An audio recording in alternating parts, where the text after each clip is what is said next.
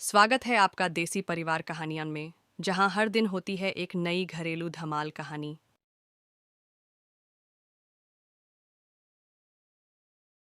वकील बहू। जनक पेशे से एक बहुत अच्छी वकील थी। लेकिन कहते हैं ना, बहू कितनी भी बड़ी तोप क्यों ना हो, सास के सामने तो भीगी बिल्ली ही होती है। अरे जनक, क्या बात है। आज रोटी नहीं मिली अभी तक। ये तेरा कोर्ट नहीं है जो आज फैसला ना हुआ तो कल की तारीख मिल जाए। रोटी तो रोज वक्त में चाहिए। हाँ। माँ जी, रोटी तो कब की बन गई। मैंने आपको कहा तो खाना खाने के लिए, आपने शायद सुना नहीं होगा। ओहो हो, जज नहीं हूं मैं तेरे कोर्ट की, सास हूं सास।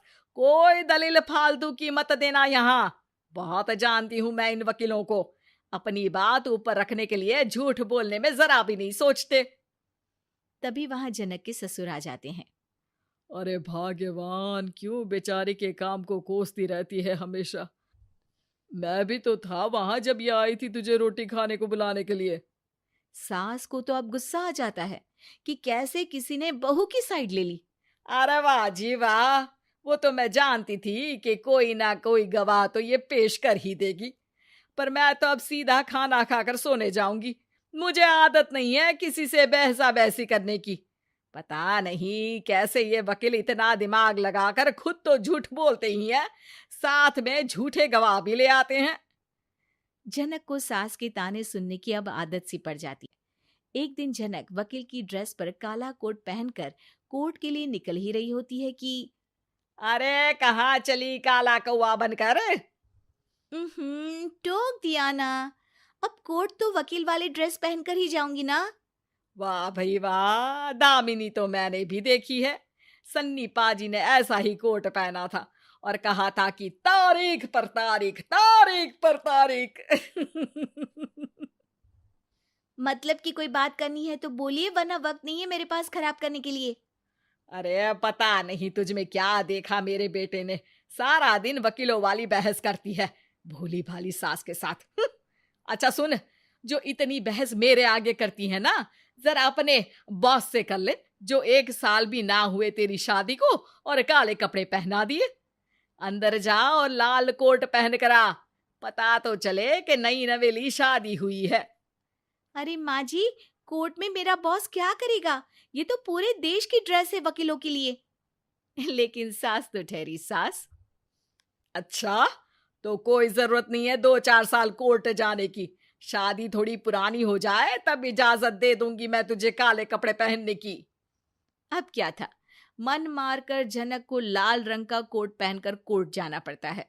उसके जाने के बाद आहा, बड़ी आई पूरे देश की ड्रेस की बात करने वाली। अरे पहना दिया ना लाल कोट। अब सास आए दिन या तो जनक को उसके काम का ताना देती या फिर उसका काम छुड़वा देने की धमकी। तंग आकर एक दिन जनक पति से कहती है, मैं सोच रही हूँ कि कोर्ट जाना बंद ही कर दूं। अरे क्यों यार, इतना अच्छा करियर है, क्यों छोड़ने की सोच रही हो? अरे लाल रंग का कोट पहनकर जाना पड़ता है। हर बात पर सास ताना देती है कि वकील तेज होते हैं, सवाल जवाब करते हैं, झूठी दलीलें देते हैं। अरे तो ठीक है ना, वो जो कहती है अपनी समझ से कहती है, लेकिन तुमको तो पता है ना कि सच्चाई क्या है। जनक को पति की बात से हौसला मिलता है कि तभी घर पर कुछ लोग आ जाते हैं। अरे आइए आइए पंच साहब, कैसे आना हुआ? अरे भाई साहब, सुना है कि आपकी बहू वकील है। तभी वहां सास आ जाती है।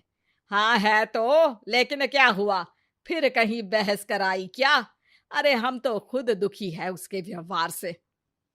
अरे भाभी जी, आपको तो पूरा मोहल्ला जानता है कि आप कितना बोलती है। फिर हम यहाँ बहू रानी की कोई शिकायत नहीं, बल्कि अपनी परेशानी लेकर आए हैं। ससुर जी खुश हो जाते हैं। हाँ हाँ, मैं भी बहू को बुलाता हूँ। जनक वहां आती है, सबको नमस्ते करके बैठ जाती है। बहू रानी, हमारे गांव में बड़ी मुसीबत आ गई है। अब तो पूरे गांव की जिम्मेदारी मानो तुम्हारे कंधों पर है। अरे ना ना, इससे तो घर की जिम्मेदारी पूरी नहीं होती। ये गांव की जिम्मेदारी क्या लेगी? भाभी जी, आप चुप हो जाओ। यहाँ पढ़े लिखे लोगों की बात हो रही है। आप जाओ, जरा रसोई से सबके लिए चाय लेकर आओ। मैं कॉफी लूंगी। हाँ हाँ, वकील साहिबा के लिए कॉफी। सास सर पैर सब पटक कर वहां से निकल जाती है। बहू, गांव में पानी नहीं आ रहा है, पड़ोसी राज्य ने हमारा पानी रोक रखा है।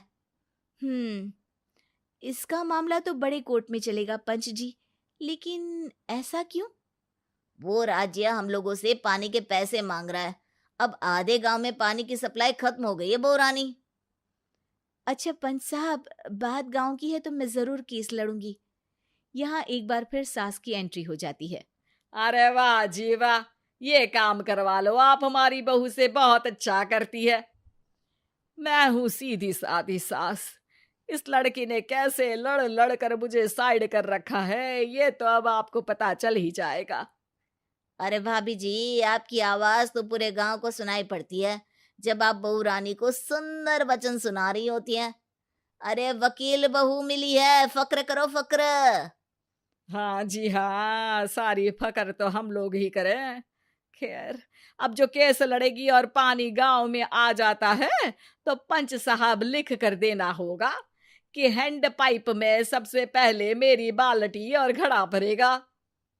अरे फिर तो हम बहू रानी के नाम पर घर पर ही सप्लाई दे देंगे, लेकिन ये इतना आसान नहीं है।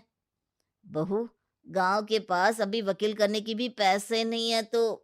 अरे पंच साहब, ये मेरे गांव का मामला है, मैं आपसे एक भी पैसा नहीं लूंगी। सास को बहू की बात पर गुस्सा आ जाता है, लेकिन सबके जाने के बाद झनक मन लगाकर गांव की परेशानियों को दूर करने में लग जाती है। और वो दिन भी आता है कि झनक केस जीत जाती है। अरे आज तो प्लम्बर आकर घर तक पाइप लगा गया है, खुश हो जाओ, मेरे कारण तुम लोगों को घर के अंदर ही पानी मिल जाएगा।